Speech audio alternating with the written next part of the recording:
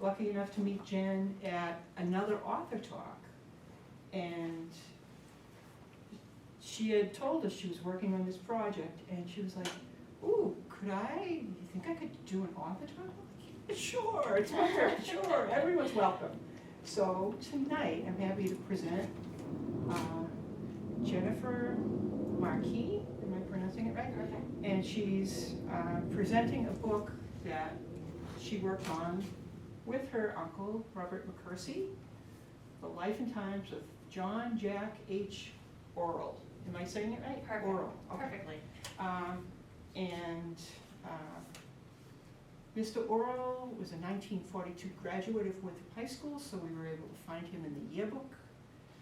And it's fitting that we're having this during the week, building up to Veterans Day on Saturday. So, welcome, Jen. Thank you so much, Mary Lou, and I thank you for attending this evening. I'm very excited to be here. I'm very grateful to the community of Winthrop, the television program, the newspaper, and all of the support of the local businesses that have promoted this event, and book talks and sharing here at the library. Come on in. Great. So so I'm going to be discussing the book here, which is really a memoir that my uncle Robert McKersie wrote, and we kind of co-authored, worked together. It was really a labor of love, coming together, a lot of combined knowledge, interviews, and I'll kind of take you through all the many contributors. But so without further ado, this is the life and times of John Jack Orrall. He went by Jack. This is my grandfather. In the audience we have Jack's daughter and his daughter-in-law. So thank you for joining. So starting off, authors and contributors. So again, Jack's brother-in-law, my uncle, Bob McKersie, wrote this book.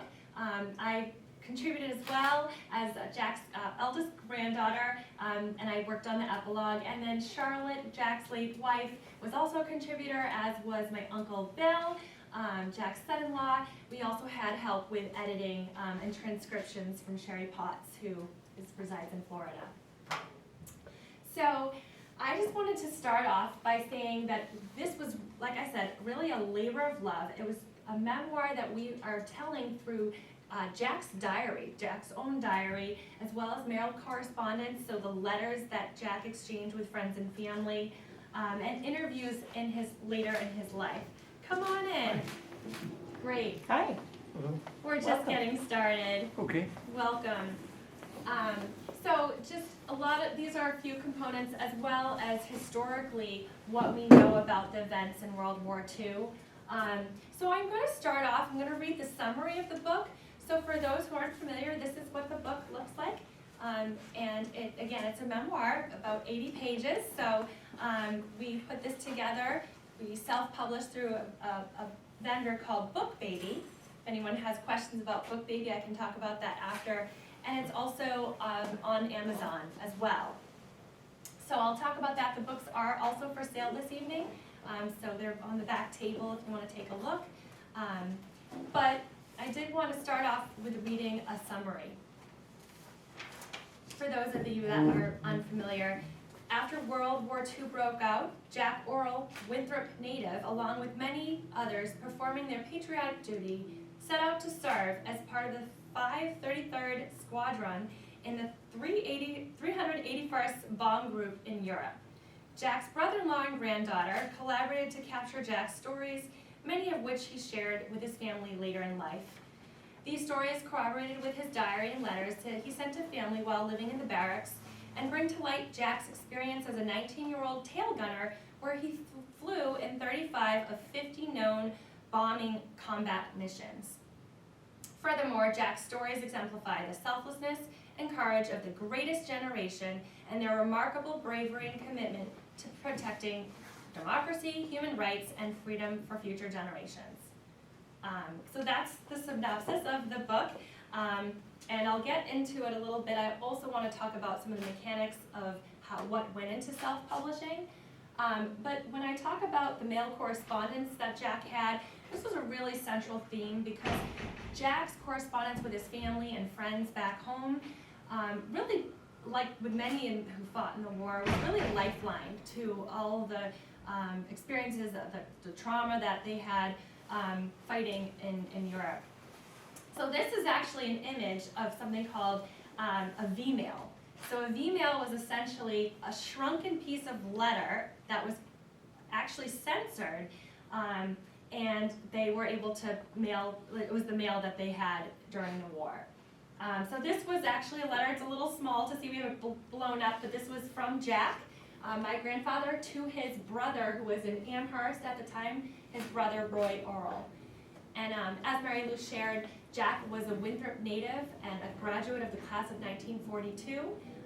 So it's a real special thing to think he grew up here. And when I moved to Winthrop a couple of years ago, there was definitely a feeling of connectedness. And so I'm very pleased to be able to share his story here where Jack had his roots before he was left UNH to go into the war. Okay, so I'm going to transition a little bit to the life of a young gunner on a B-17. So here's Jack as he left UNH as a 19-year-old. Again, he was in the 8th Air Force, the 533rd Squadron, and the 381st Bomb Group. So what we know is that this book, again, focuses on Jack, who left college. It was his choice to enlist in the Air Force at the age of 19. He was a bomber in the bomber crew flying out of Yeldman, England, over Europe. Again, he was born in Winthrop, and his parents were John and Winifred Orrall. And Jack flew 50 bombing missions, and we know of at least 35 that he flew. So there were, 50 bombing missions, and he flew at least 35 of those bombing missions. Okay, so I also want to bring up a little bit more information here. We know that on average, just to give you a little context into what the bombing missions were on a B-17, so we know that on average of the bomber crews in World War II, that that the bombers crews of World War II did not survive more than 25 missions. The average tenure was 11 missions. So knowing that Jack flew 35 missions was quite remarkable. The chance of survival for airmen manning B-17s was less than 50%. And bomber crews were eligible to stand down after some 25 missions, and we know that over 47,000 airmen lost their lives during daylight raids.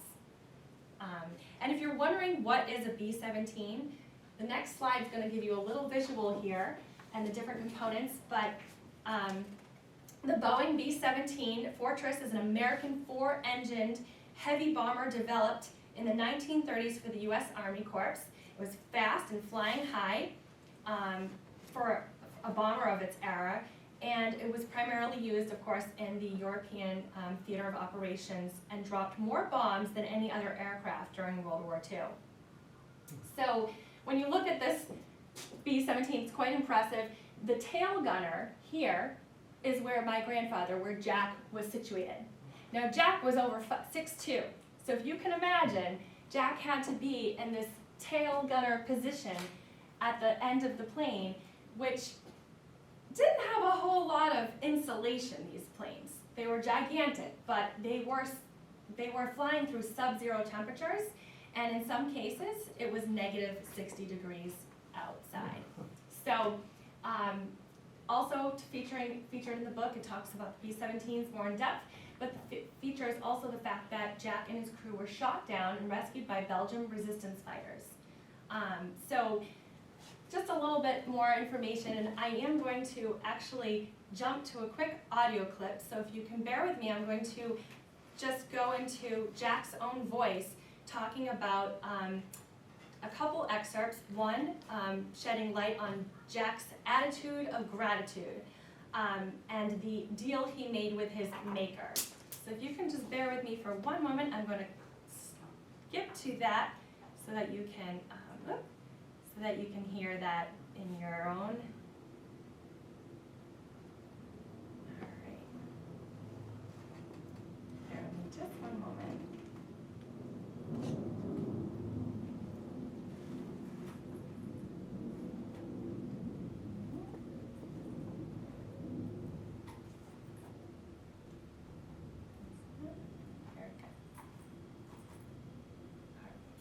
Now it's surrounded by So these are interviews. Lots of pictures. And just a few minutes ago, we were talking. These are interviews that Bob McKersie had with his brother-in-law, Jack, okay? And these interviews happened over 20 years ago, so I do remember these interviews taking place. And I'm gonna navigate to the clip where Jack is talking about his promise that he made with his maker. So without further ado, here we go. A cold that is beyond description. It was like making I'll be out on the hottest day of the year, maybe it's 105 degrees out, and I'm making a lawn or something, and you come, what a beautiful day. I made a pact with my maker, if he ever wants me, I'll never ever complain about the heat. And today, this cold was just, it went through you. And it seemed like you never did warm up. I'll divert a moment to say that England was never the same after the Yanks were over there. I mean, it had been there for several hundred years, but it was completely changed within a couple of years. The Americans were the first ones to figure out how to beat their transit system, which is the world's finest. But when you boarded the British subway train, you pulled a ticket out that read the station that you boarded. And then when you got off, you had to turn it in and they would compute the fare. Well, the Americans quickly learned that if you bought a ticket to the next station, you could get off at the next station and get another ticket without turning it in. Get back on the train and ride free for a great many miles. So that shed a little bit of light, if you could hear. I know it's a little difficult to distinguish. Jack had quite a thick Boston accent, as do many of us, but he was talking about the deal he made with his maker in those frigid temperatures. So I had mentioned that they endured freezing temperatures that were 60 and 70 degrees below zero for missions that lasted up to 14 hours in Meseberg, Germany. Jack often talked about how everyone had a dog. So in England, they would put dogs within their parka to keep warm. They would also have lots of different other kind of ideas around how to stay warm. He talked about some of the antics of tricking the train system and being able to use the ticket more than one way. So my grandfather was definitely very witty and somewhat of a jokester. The yearbook here actually has a quote about him. It says, "A surprising boy with surprising ways. He sweeps you off your feet." So that was Jack here featured in the yearbook of 1942, his class picture. So there was some downtime in the barracks. If you think about it, these missions that lasted between 10 and 15, up to 15 hours, sometimes they were deterred by bad weather and they couldn't fly. And so when that happened, it did allow for time for ping pong, for puzzles, trips to London, as well as some of these antics that Jack had discussed. One of the other ones was switching the sheets. So oftentimes the soldiers would go into London and they would take the sheets off of the hotel beds and they would bring them home. And my uncle was interviewing with Jack and he said, "Oh, was that to keep warm in the plane?" And they said, no, they just wanted clean sheets. And then they would go back and they would swap the sheets with the very dirty sheets. And the Americans did this, and they became known as being kind of dirty because those London hotels, they were trying to take advantage of some of these Americans and being able to upcharge them. So they were definitely very had a lot of jokes amongst them in the barracks. So again, the general theme of the letters as a lifeline. I know that my grandfather also it helped him to endure the physical and mental stressors of the war. And I'm going to continue on, but those letters, if you can think about it, today we of course have email, we have text messages, everything is instant, but being able to write those letters and have those emails was really encouraging for the men who were over there, so that they could feel connected to things at home. So I'm gonna skip to the next slide. Bear with me one moment. All right. Okay. All right, so Jack was the recipient of the Purple Heart, which was for an injury in service. He also was the recipient of the European, the African, Middle Eastern Service Medal with 3 bronze stars, as well as the Arab Medal with 5 oak clusters, and these are featured here.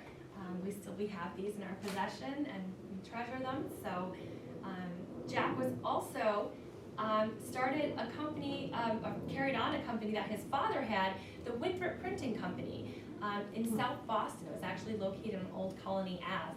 So living through the paper shortage of the 1980s, Jack's here with his brother, and then also with my grandmother when he returned home from the war.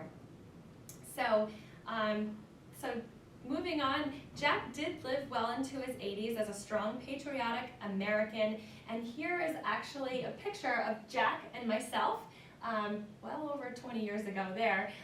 My grandmother, my father, and Jack's friend Rick Ross, who actually also was a graduate of Winthrop High School. This is at the Wings of Freedom World War II airplane show in Beverly, Massachusetts. We had a chance to actually go into a B-17 and crawl in there and see that tremendous space that was where my grandfather was crouched for these bombing missions. And so there Jack is in all his glory when he was telling us about this space that he shared with his bombing crew. And then also, I want to open the room up to questions as well. I know I'm kind of skipping through to the mechanics of the book, but Jack's story really is a remarkable one.